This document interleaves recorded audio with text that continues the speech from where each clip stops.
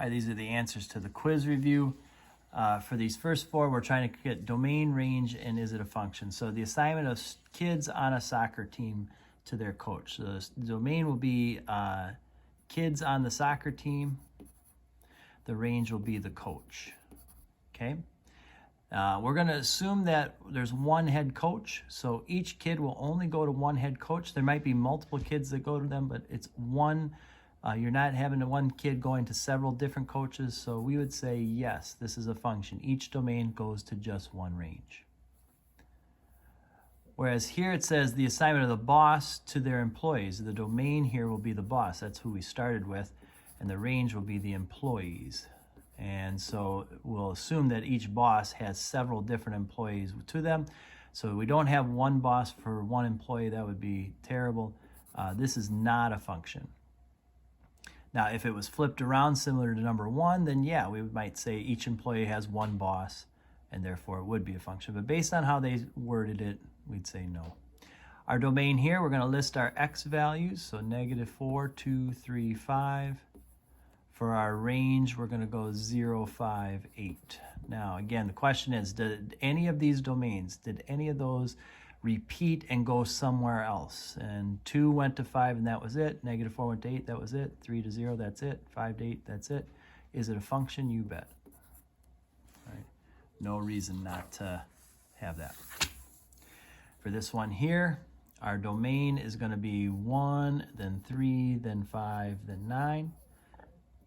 Our range, -4, 2, 7, 19, 20. Notice how the 1 is going to 2 first, and then a little bit later on, it's going to 19. Can't do that. It's cheating. So no, not a function. Each of those domains can only go to one range, and that's it. All right. Now we've got a function here, -5x plus 2, and we want to find these function values. So for the first one, we're going -5 times -1 plus 2. That's 5 plus 2, which is 7. Here we're going -5 times -2 plus 2. That's 10 plus 2, which is 12. Here it's -5 times 0 plus 2. That's 0 plus 2, which is 2. And then here it's -5 times 5 plus 2. That's -25 plus 2, which is -23. So you're just plugging that number in for x, work that out, and then that's your answer. Okay, same thing here. It's just a little more difficult. For this one, we're going 3 times 2 squared minus 5 times 2. That's 3 times 4. So it's 12 minus 10, which is 2. Put the -8 in, we're going to have 3 times -8 squared minus 5 times -8. So -8 squared, 64, times 3 is 252. Let's see, 64, no. 200, forgive me here, 192. I knew I'd get there eventually. And then -5 times -8 is a positive 40. So that's 232 we get on that one. Put 7 in, 2 times 7 squared minus 5 times 7. So 7 squared is 49. I'm sorry, this should be a 3. Times 7, that's 147 minus 35, which gives us 112. Then if we put the -1 in, it's 3 times -1 squared minus 5 times -1. That's 3 times 1, so 3. -5, -1 is positive 5. That gives us positive 8. So same process, but a harder function, right? And that's what makes that one a little more challenging.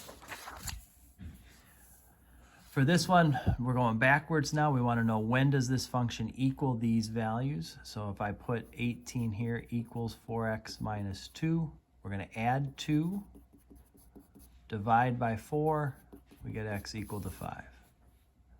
I'm going to put 0 equal here, add 2, divide by 4, I get 1/2, or 0.5.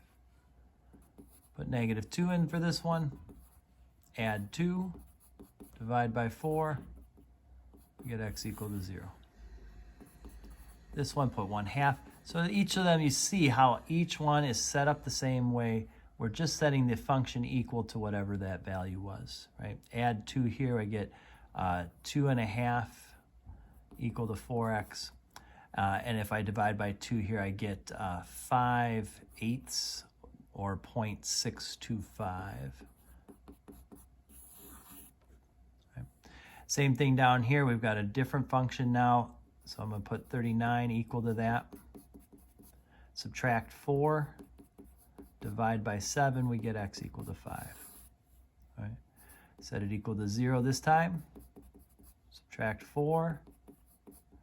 7x, sorry. Divide by 7, we get -4/7, or -0.5, blah, blah, blah, blah, blah.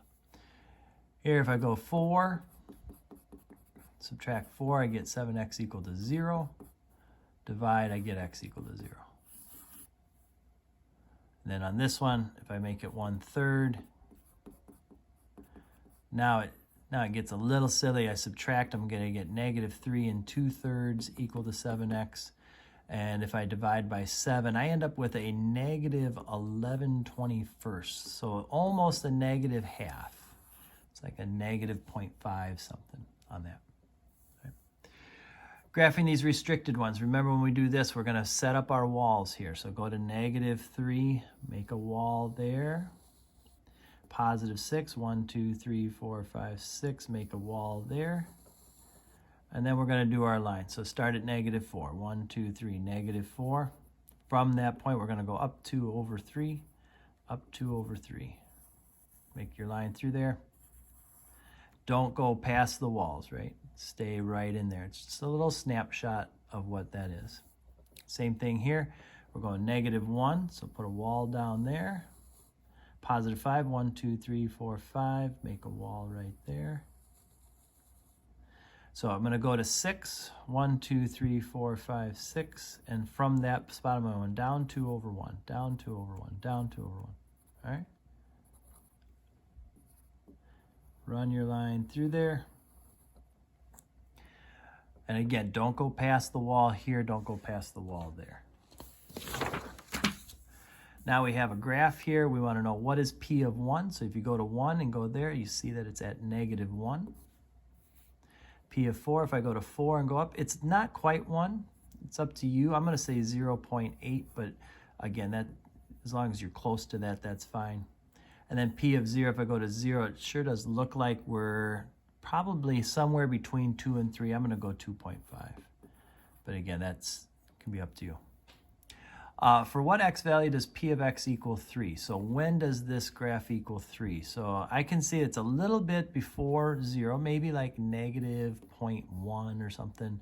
If you said 0, I'm not going to get too excited about that.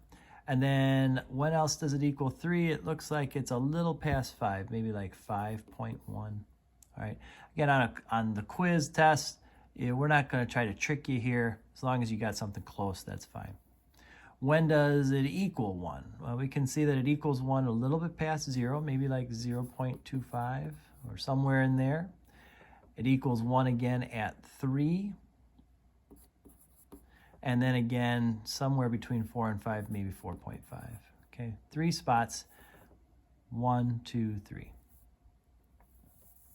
Then our last question here says, Michael planted a tree. He was 15 feet when he planted it. And then next year it was 16. And we're assuming that it's going to grow by a foot each year. All right. So can we come up with a function for that? So the height of the tree based on the number of years, so we'll say T for time, all right, is, well, it was 15 feet to start with, plus it grows 1 foot every year. So 1T. Now I'm just going to write T down. But if you had 1T there, that's fine. So how tall will it be in 7 years? Well, the height in 7 years will be 15 plus 7, which is 22 feet.